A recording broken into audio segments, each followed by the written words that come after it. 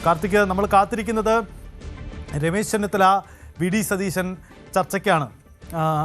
അവിടേക്ക് രമേശ് ചെന്നിത്തലയുടെ വസതിയിലേക്ക് എത്തുമ്പോൾ നിയുക്ത മുഖ്യമന്ത്രി പലരെയും പല വീടുകളിലും പല പ്രമുഖരെയും കണ്ടു മടങ്ങുകയാണ് അങ്ങോട്ട്. അതിനിടയിൽ വരുന്നതാണ് അങ്ങോട്ടേക്ക്. പക്ഷേ അതിൽ മാത്രം ഒതുങ്ങുന്നില്ല. ഈ കൂടിക്കാഴ്ചയ്ക്ക് മറ്റൊരു രാഷ്ട്രീയമുണ്ട്. കോൺഗ്രസിലെ പ്രശ്നങ്ങൾക്കൊരു ഒത്തുതീർപ്പിൻ്റെ വഴി തെളിയുമോ എന്ന ചോദ്യമുണ്ട്. എന്താണ് ആ വീട്ടിലെ ആ വസതിയിലെ ഒരു സാഹചര്യം? എന്താണ് ഈ കൂടിക്കാഴ്ചയിൽ മഞ്ഞുരുകുമോ?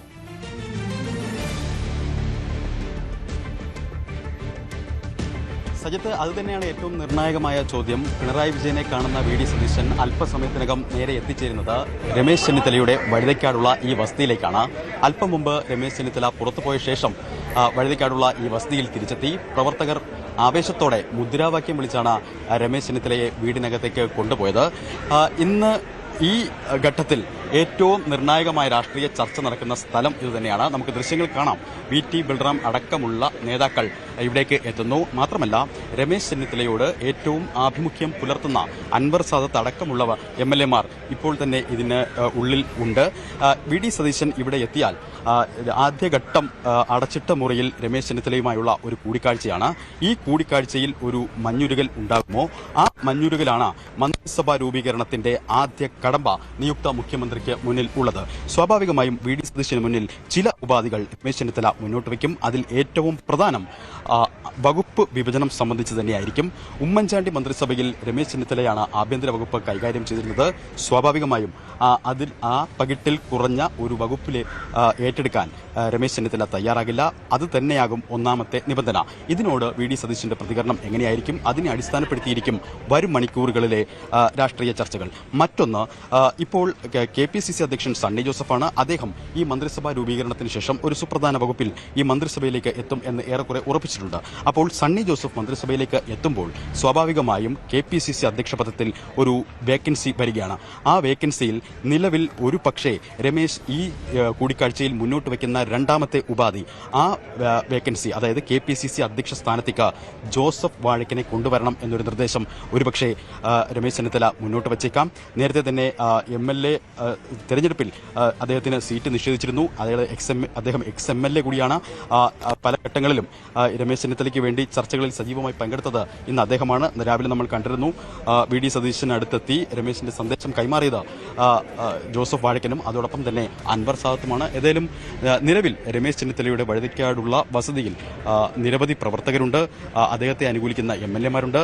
ഇപ്പോൾ നിഷ്പക്ഷരായ ഏറെക്കുറെ രമേശ് ചെന്നിത്തലയോട് ആഭിമുഖ്യം പുലർത്താത്ത വി.ടി. ബൽറാം അടക്കമുള്ളവർ കൂടി ഇവിടേക്ക് എത്തുന്നു. അതായത് ഒരു അനുനയത്തിനുള്ള സാധ്യത തെളിയും എന്നാണ് ഏവരുടെയും കണക്കുകൂട്ടൽ. പക്ഷേ അത് രമേശ് ചെന്നിത്തല മുന്നോട്ട് വയ്ക്കുന്ന ഉപാധികൾ, ആ ഉപാധികൾ എത്രത്തോളം അംഗീകരിക്കപ്പെടുന്നു എന്നതിനെ ആശ്രയിച്ചിരിക്കും. എന്തായാലും ഇന്ന് ഈ കൂടിക്കാഴ്ചയിൽ, അതായത് രമേശ് ചെന്നിത്തല വി.ഡി. സതീശൻ കൂടിക്കാഴ്ചയിൽ ഒരു പരിഹാരം ഉണ്ടായില്ലെങ്കിൽ വരും മണിക്കൂറുകളിൽ KC വേണുഗോപാൽ തിരുവനന്തപുരത്തേക്ക് എത്തുന്നുണ്ട്. KC വേണുഗോപാലും ഇദ്ദേഹത്തെ രമേശ് ചെന്നിത്തലയെ കാണാനെത്തും. അവരുമായി ഒരു ചർച്ച നടക്കും. അതിനുശേഷം 3 നേതാക്കളും കൂടി ഒരു ചർച്ചയും പ്രതീക്ഷിക്കുന്നു. അങ്ങനെ പല ഘട്ടങ്ങളിലായി ചർച്ച നടക്കും എന്ന് അഭിപ്രായപ്പെടുന്നവരുണ്ട്. അതല്ല, ആദ്യഘട്ടത്തിൽ തന്നെ ഇദ്ദേഹം മുന്നോട്ട് വയ്ക്കുന്ന നിർദ്ദേശങ്ങൾ അംഗീകരിക്കപ്പെടും എന്ന് രമേശ് ചെന്നിത്തല ക്യാമ്പ് വിശ്വസിക്കുന്നു. പക്ഷേ അപ്പോഴും ആഭ്യന്തരം വിട്ടുകൊടുത്തുകൊണ്ടുള്ള ഒരു വിട്ടുവീഴ്ചയ്ക്ക് വി.ഡി. സതീശൻ തയ്യാറാകുമോ? മാത്രമല്ല, നേരത്തെ പല ചർച്ചകളിലും നിറഞ്ഞത്, പ്രാഥമിക ചർച്ചകളിലടക്കം നിറഞ്ഞത് ധനകാര്യ വകുപ്പ് അടക്കമുള്ളവ ഒരുപക്ഷെ രമേശ് ചെന്നിത്തലയ്ക്ക് നൽകാൻ തയ്യാറായിരിക്കുമെന്നാണ്. പക്ഷേ ഉമ്മൻചാണ്ടി മന്ത്രിസഭയിൽ ആഭ്യന്തരമന്ത്രിയായിരുന്ന രമേശ് ചെന്നിത്തല മറ്റൊരു വകുപ്പ് സ്വീകരിച്ച് വി.ഡി. സതീശൻ മന്ത്രിസഭയിലേക്ക് ഇല്ല എന്ന കടുത്ത നിലപാടിൽ തന്നെയാണ്. അതിനോട് പലതരത്തിലുള്ള ഉപാധികൾ അല്പസമയത്തിനകം വി.ഡി. സതീശൻ ഇവിടെ എത്തുമ്പോൾ മുന്നോട്ട് വയ്ക്കും. ആ ചർച്ചകളിൽ എന്തായിരിക്കും സതീശന്റെ നിലപാട്? ഒപ്പം ഈ വകുപ്പ് വിഭജനത്തിലടക്കം നമ്മളിപ്പോൾ 2 കാര്യങ്ങൾ പറഞ്ഞു. ഒന്ന്, അദ്ദേഹത്തിന്റെ വകുപ്പ്. മറ്റൊന്ന്, ഒഴിവ് വരുന്ന KPCC അധ്യക്ഷ പദത്തിലേക്ക് അദ്ദേഹത്തിന്റെ നോമിനി. 3, ഈ മന്ത്രിസഭയിലേക്ക് എടുക്കുന്ന അംഗങ്ങളിൽ സ്വാഭാവികമായും 11 മന്ത്രിമാരാണുള്ളത്.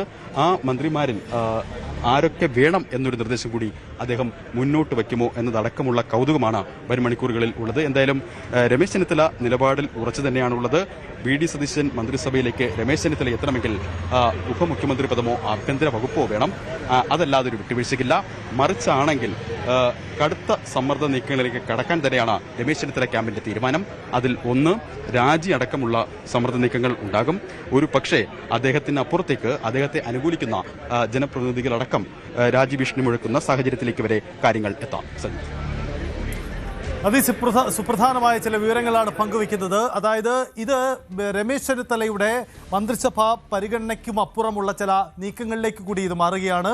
ഈ കൂടിക്കാഴ്ചയിൽ രമേശ് ചെന്നിത്തല താൻ ആഭ്യന്തരമില്ലെങ്കിൽ മന്ത്രിസഭയിലേക്കില്ല നിലപാട് വെക്കുന്നു.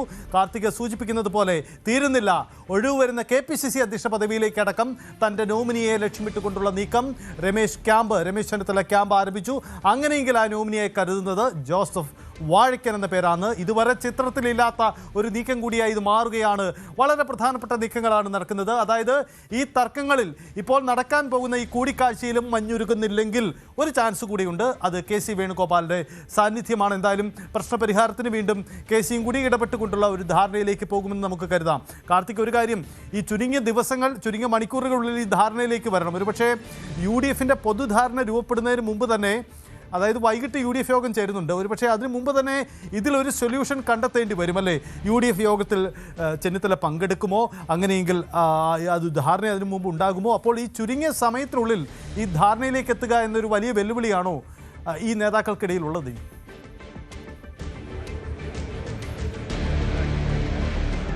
നിയുക്ത മുഖ്യമന്ത്രി VD സതീശന് മുന്നിലുള്ള ആദ്യ കടമ്പ അതുതന്നെയാണ്.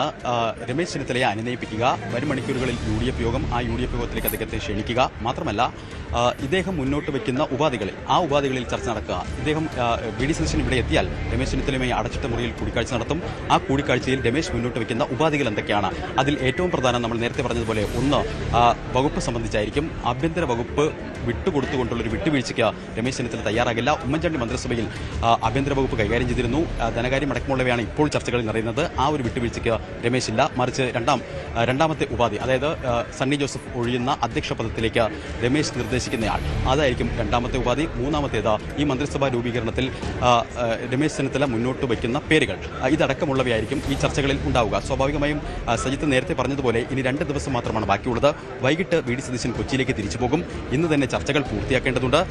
രാവിലെ സത്യപ്രതിജ്ഞ ചടങ്ങുമായി ബന്ധപ്പെട്ട ക്രമീകരണങ്ങളും ഒരുക്കങ്ങളുമെല്ലാം ചർച്ച ചെയ്യാൻ ചീഫ് സെക്രട്ടറി അടക്കമുള്ള ഉന്നത ഉദ്യോഗസ്ഥർ കന്റോൺമെന്റ് ഹൗസിൽ എത്തിയിരുന്നു. ആ ചർച്ചകളൊക്കെ പൂർത്തിയായി.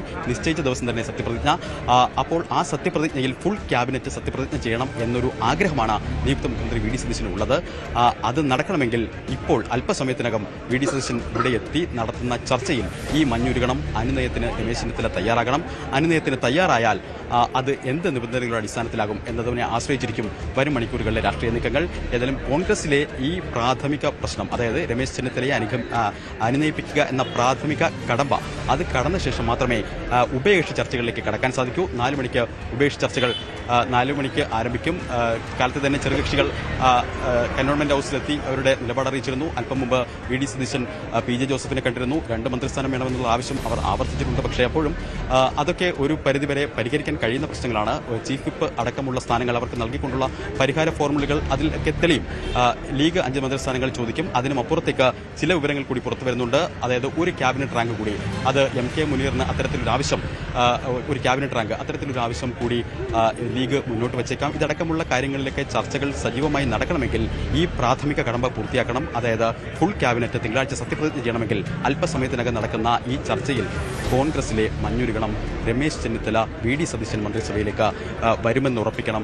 ആ ഉറപ്പിക്കണമെങ്കിൽ വകുപ്പ് ഏത്, അത് അദ്ദേഹം ആവശ്യപ്പെടുന്ന വകുപ്പ് വിട്ടു നൽകിക്കൊണ്ട് ഒരു വിട്ടുവീഴ്ചയ്ക്ക് രമേശ് ചെന്നിത്തല VD സതീശൻ തയ്യാറാകുമോ? VD സതീശൻ ഇന്ന് രാവിലെ നടത്തിയ പ്രതികരണങ്ങൾ നിർണായകമാണ്. അത് ഇതുമായി കൂട്ടി വായിക്കണം. അദ്ദേഹം പറഞ്ഞത് രമേശ് ചെന്നിത്തല ഈ മന്ത്രിസഭയിലേക്ക് വരണം എന്ന് ആഗ്രഹിക്കുന്നില്ല എന്ന് ചോദിച്ചപ്പോൾ ഉറപ്പായും എന്ന് പറഞ്ഞു. അതായത് അനുനയത്തിന്റെ ആദ്യ സൂചനകൾ തെളിഞ്ഞത് അവിടെയാണ്. അതിനുശേഷമാണ് ഇത്തരത്തിലൊരു കൂടിക്കാഴ്ചയ്ക്ക് വഴി ഒരുങ്ങിയതും. ഏതായാലും ശുഭപ്രതീക്ഷയിലാണ് ഇവിടെയുള്ളവർ ഉള്ളത്. അവർ വളരെ വൈകാരികമായി അവരുടെ നേതാവിനെ സ്വീകരിച്ച് മുദ്രാവാക്യം വിളികളോടെ ഇപ്പോൾ വീട്ടിൻ്റെ അകത്തേക്ക് കൊണ്ടുപോയി. ഇന്ന് രാവിലെയാണ് അദ്ദേഹം ഗുരുവായൂരിൽ നിന്ന് എത്തിയത്.